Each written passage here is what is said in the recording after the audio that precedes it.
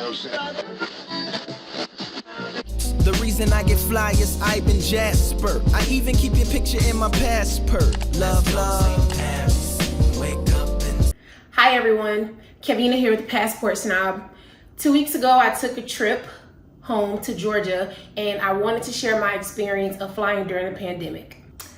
I departed on Sunday, May the 2nd, 2020 from George Bush International Airport. I decided to head to the airport a bit earlier than I usually do because I was unsure how many people would be there, how many lines would be open, and I'm definitely glad that I did because I also checked a bag. I decided to park at the terminal because it was only $5 per day.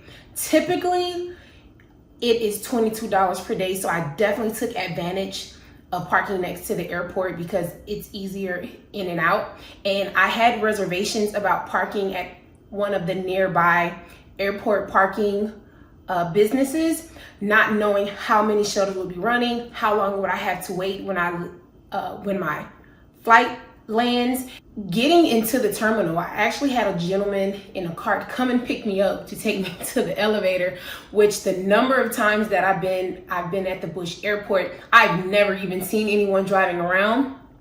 That gentleman mentioned to me that within the past 2 days, he saw more people than he saw in over a month and a half. So to me, that spoke volumes, especially because even the terminal parking garage was relatively empty. So there was only one security line that was open. So I'm glad I did arrive earlier than I usually do because typically there's 2 security lines in the Terminal C that I normally depart from.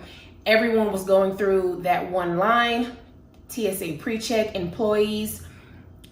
The only people that were able to get escorted around were members who participate in the CLEAR program.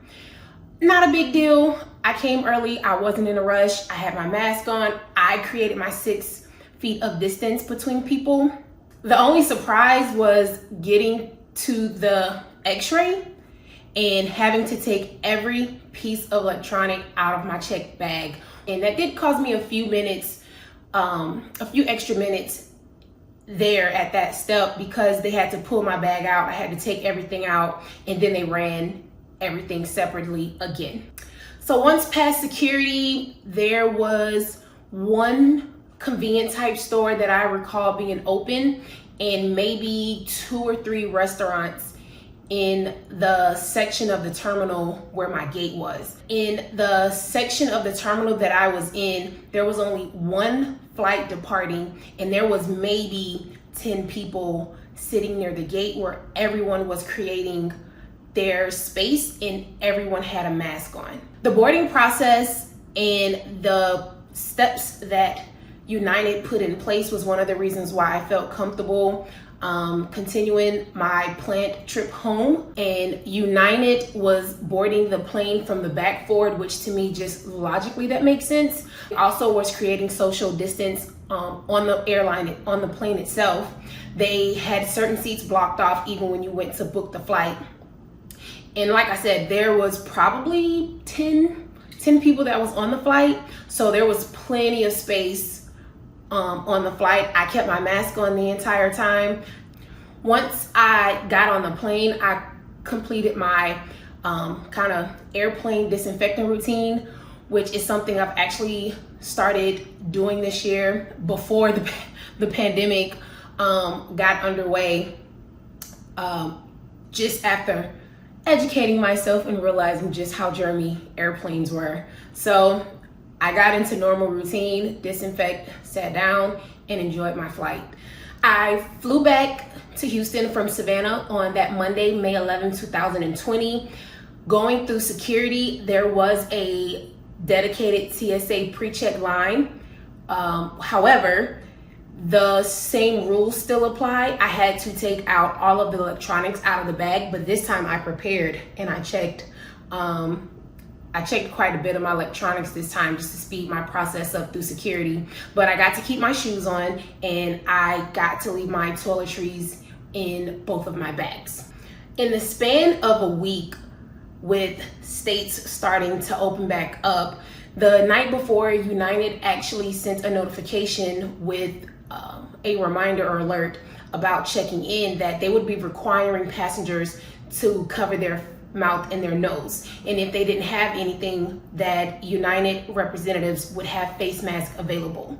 Then the day of departure, I actually got another notification from United that told me that the city of Houston was requiring people 10 years and older to have a face mask as well. So just in the span of a week, something that was more a strong recommendation became a requirement.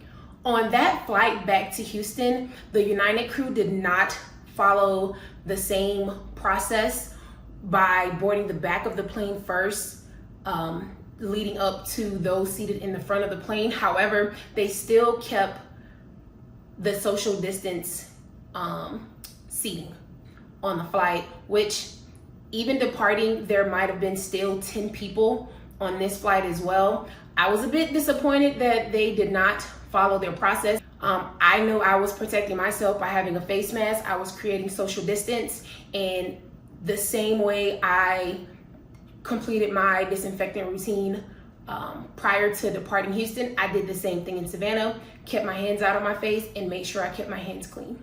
As I mentioned, the difference in a week was crazy.